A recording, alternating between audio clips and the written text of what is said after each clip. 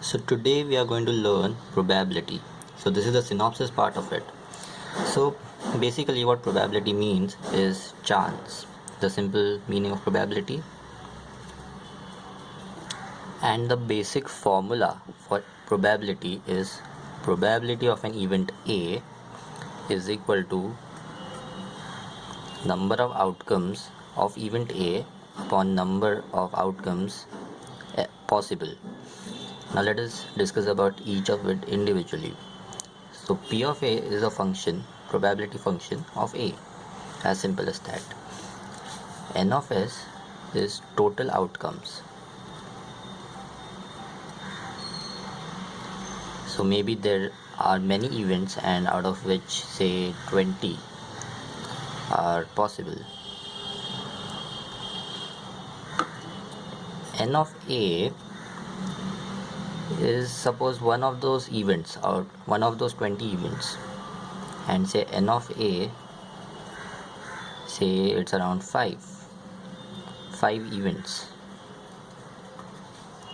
So you see N of A is a subset. It's a subset of N of S. It can never be more than N of S. So by that logic, P of A will be equal to 5 by 20, that is 1 by 4, which means out of total events, the possibility that event A will occur is a quarter, 1 by 4, that is 0.25. That's the basic of probability, which you have learned in your grade 10th as well. Okay, before that let us define sets. So this is the superset, the set of all outcomes. So I am naming it, okay, 1 2 3 4 5 6. These are simple numbers, and we are finding the probability, a number out of this.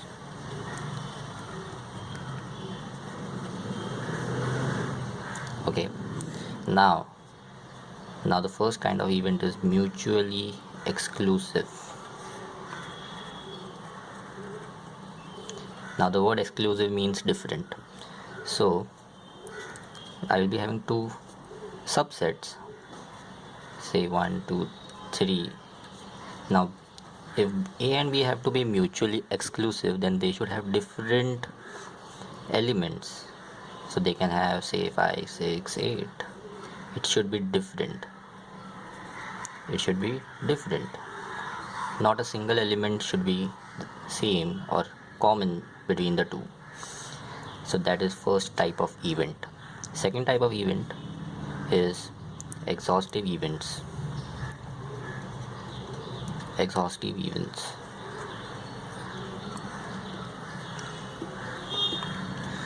Now exhaustive events, exhaust means to get over, right?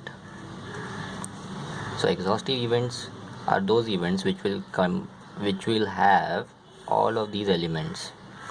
So suppose if A is 1 5 4 5 6, so now B should have the rest of the elements like 2 3 7. Okay, now if you observe, we have all these elements, and even 8, we have all these elements in both of these sets. So A and B are mutually exhaustive.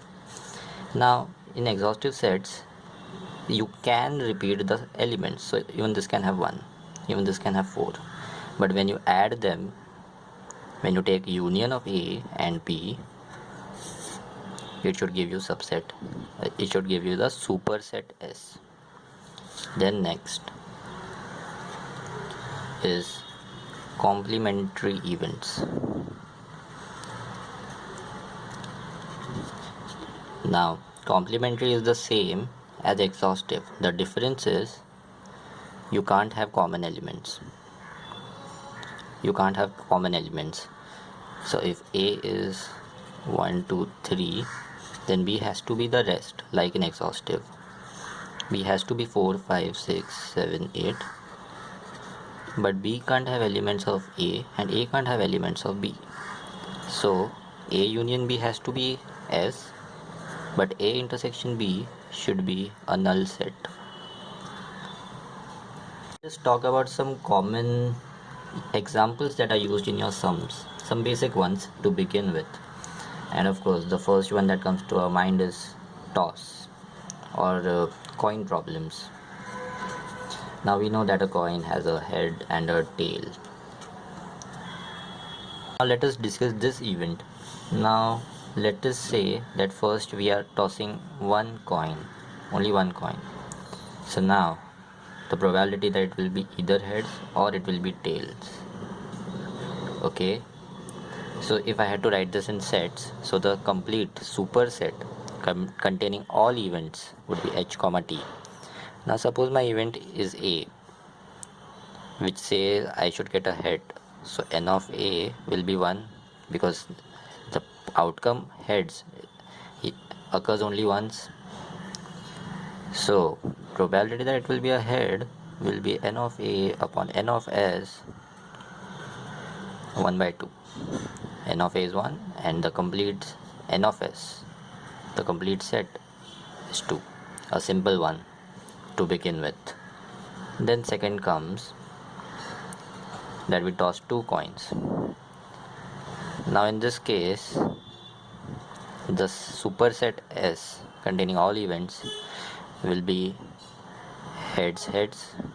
It could be first heads then tails, it could be first tails then heads, or it could be both tails. So here n of s is 4, and in this case n of s was 2, this case n of s was 4. Similarly, if it is 3 coins, then s will be now first h, then again h, then again h. It will be h, then t, then h. It could be h, then t, then t. Next, it could be t, then h, then h. It could be t, then h, then again t. It could be t, t, and h. It could be all three as t's.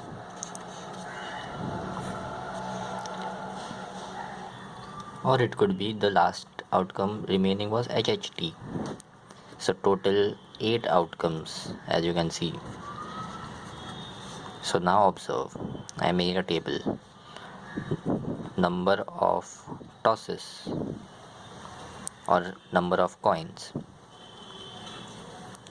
First we tossed a single coin, then 2 coins, then 3 coins. This versus total outcomes. We know the number of total outcomes is nothing but n of s. So in first case, if it is 1, then we had 2 total outcomes. If it is 2, then we had 4 total outcomes. If it is 3, then we had 8 total outcomes. So what does this say? If 1, 2 and 3 are n, then n of s is equal to 2 raised to n. Now observe, in the first case, substitute n as 1. N as 1, you will get 2. Substitute n as 2, you will get 4. Substitute n as 3, you will get 8. So this is the number of outcomes possible when you are tossing a coin. Now let us come to the problem of dice. The second example here, the first one being coin. Now we are discussing about dice. We know a dice has 6 sides and 6 numbers. 6 sides and 6 numbers. Now again, like we tossed the coin once, then twice, then thrice, here we'll do the same thing and see what happens here and what is the number of outcomes and how is it related to n. So first we are going to throw one die.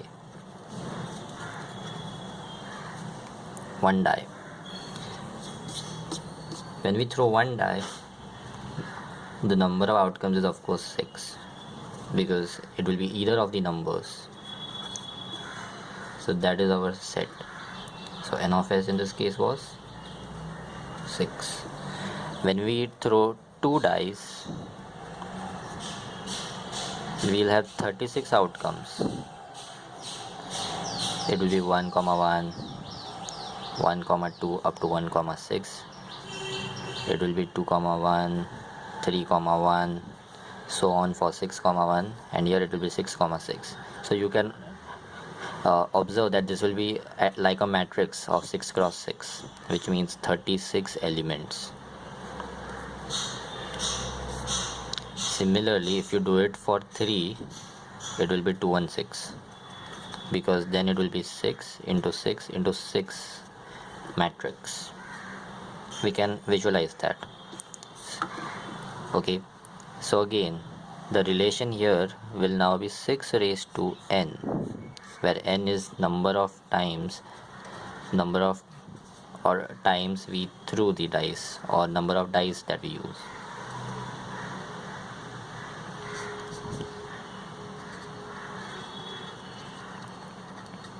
Okay, so substitute n in first case, you get 6 raised to 1, then 6 raised to 2 was 36, and 6 raised to 3 216. That is how it works. Now observe the number 6 here. In coins it was 2 raised to n, and here it is 6 raised to n. Why? Because in coin we had tails and heads, two of them. In a dice we have 1 2 3 4 5 6 of them. So the numbers 2 and 6 comes from here and here. So that is one important point to remember. Okay, so now the next segment of our synopsis is conditional probability. Now, before conditional probability, let us study about dependent events.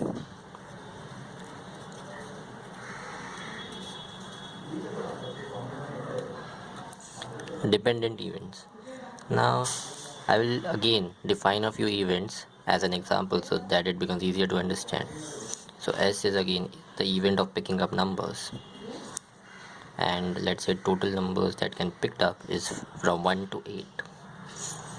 Now event A, suppose it is 1 2 3 4 5, and now I am defining event B as 1 2 and 3. Now here I am also defining B as independent of A, as dependent of A. So B is dependent event of A. So let us understand what that means. It means that first event A occurs, then B occurs. Now in probability, how do we denote this? So it will be B upon A. So this denotes probability of event P given that event A has already occurred. That is how we say it out. And the formula is probability of A intersection B upon probability of A. Okay, so now let us take it forward by writing it in these terms. So this is the formula of probability of A intersection B, and then this is the formula of probability of A. So of course n of s goes off. So probability of B given that A has already occurred is equal to n of A intersection B upon n of A. And now let us just put in the numbers. N of A will of course be 5, A intersection B, so it will be 3 elements that are common, 3, right? So it is 3 elements common to A and B, so n of A intersection B will be 3, and n of A is 5. So probability that event B will happen given that A has already occurred is 3 by 5. So now we'll discuss the Bayes theorem. Now the Bayes theorem is, I must say, the most important topic of probability for entrance exams. It's very important. So you can consider this to be so basically this is the topic that you should practice the most for your entrance exam for the JEE main. And I have observed every year they ask at least one question of Bayes theorem in JEE main. as well in advanced. Now, so that is the importance of Bayes theorem. Now try to understand how the questions are framed. Once you understand how a question is framed and how to apply the formula, this is easy as well. Although the kind of formula given in your textbooks is quite complicated, there is a better way of doing it, and I'm going to discuss that today. So let us check out the sum. So again, I'm giving you a simple example of a set, superset.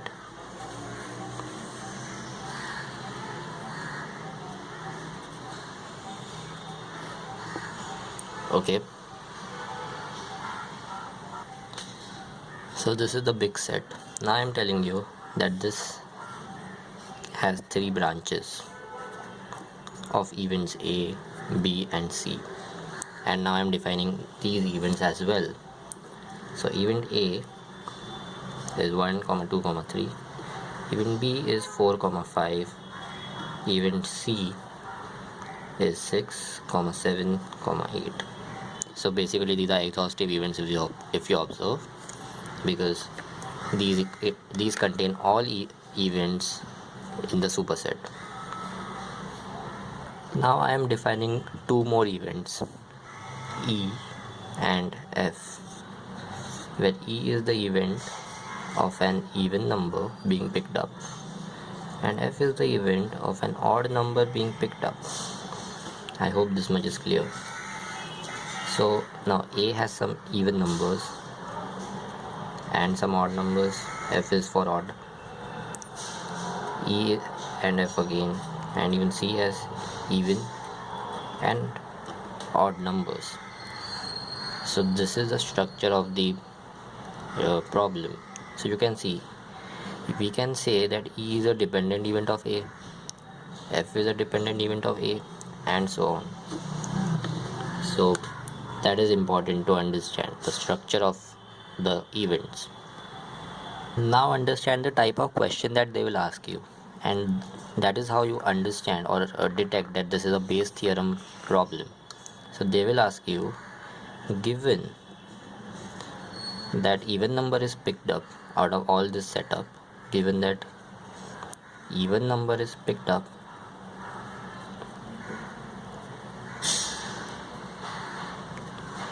find probability that it comes from A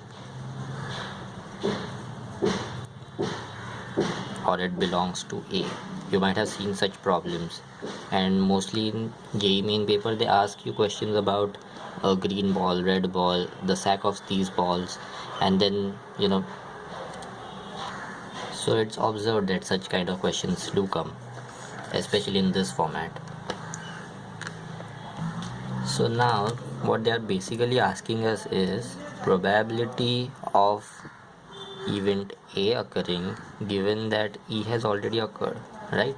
Because see, the question is given that even number is picked up, even number has occurred, the event E has occurred, then what is the probability of A?